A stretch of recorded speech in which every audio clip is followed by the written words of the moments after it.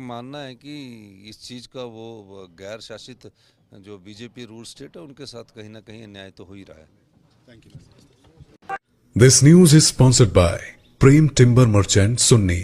Cabinet के बाद वो मुख्यमंत्री जी का है ऑफिस में, मैं पहले भी गया कि चाय पीनी है, वो मुख्यमंत्री जी बहुत अच्छी चाय पिलाते इसलिए आए हम। और निश्चित तौर पर काफ़ी देर से 6 घंटे हमारी कैबिनेट चली, तो साथ में ऑफिस था, तो एक दायित्व भी बनता है कि अपने मुख्यमंत्री जी के पास नीति जाकर। आयोग की बैठक दिल्ली में है, क्या आप जा रहे हैं?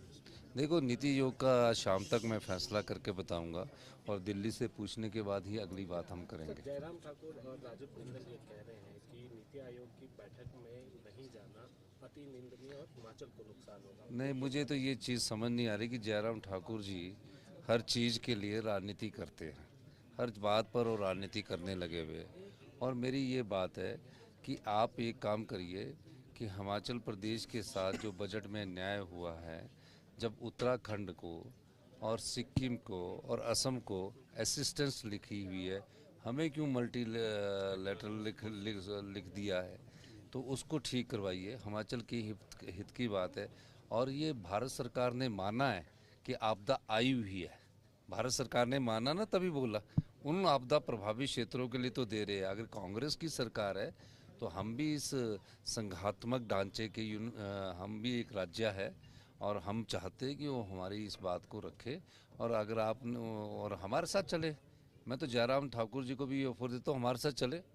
तो ये दिल्ली जाके हम हिमाचल के इंटरेस्ट के खिलाफ काम कर रहे हैं और जब से ये बने हैं और जब भी हमारी कोई योजना होती है उस पर के खिलाफ ये दिल्ली जाके एक डेपुटेशन करते हैं। यहाँ तो राजनीतिक बयान देते हैं, अंदर बोलते हैं कि पैसे नहीं मिलने चाहिए। हमारे 9,000 करोड़ एनपीए के पड़े हुए, हमारा जो शेयर है सरकारी कर्मचारियों का है कि ओल्ड पेंशन स्कीम से आप किस प्रकार आपने क्यों दी, किस प्रकार के दबाव, ये सब चीज़ें चल रही है।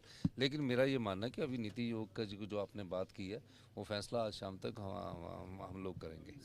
शासित राज्य या गैर जो भाजपाई राज्य हैं उनके साथ ही आपको लगता है ये किया जा रहा है? मेरा मानना है कि इस चीज़ का वो गैर शासित जो बीजेपी रूल स्टेट है उनके साथ कहीं ना कहीं अन्याय तो हो ही रहा है।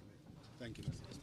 ये भी आप समझते हैं कि क्या ये है कि ये भाजपा की तरफ से तो पहले कहा जाता था कि बहुत मदद होगी, अब हिमाचल का जिक्र होना क्या ये पुष्टि कर रहा है कि मदद पहले केंद्र ने नहीं की?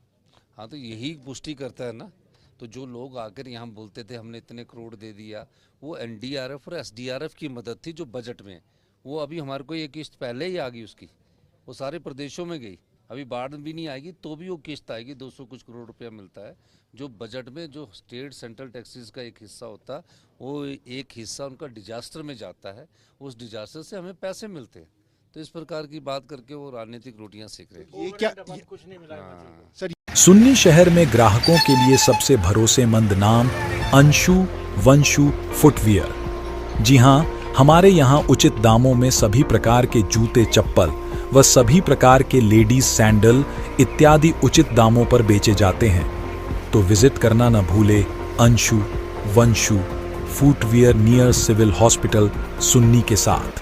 सुन्नी शहर में ग्राहकों के लिए सबसे भरोसेमंद नाम अंशु वंशु फुटवियर। जी हां, हमारे यहाँ उचित दामों में सभी प्रकार के जूते चप्पल व सभी प्रकार के लेडीज सैंडल इत्यादि उचित दामों पर बेचे जाते हैं।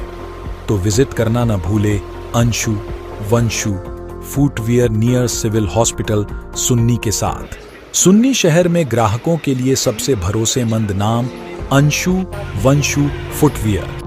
जी हां, हमारे यहाँ उचित दामों में सभी प्रकार के जूते चप्पल व सभी प्रकार के लेडीज सैंडल इत्यादि उचित दामों पर बेचे जाते हैं। तो विजिट करना न भूले Anshu Vanshu footwear near civil hospital Sunni के साथ। सुन्नी शहर में ग्राहकों के लिए सबसे भरोसेमंद नाम अंशु वंशु फुटवियर। जी हां, हमारे यहाँ उचित दामों में सभी प्रकार के जूते चप्पल व सभी प्रकार के लेडीज सैंडल इत्यादि उचित दामों पर बेचे जाते हैं।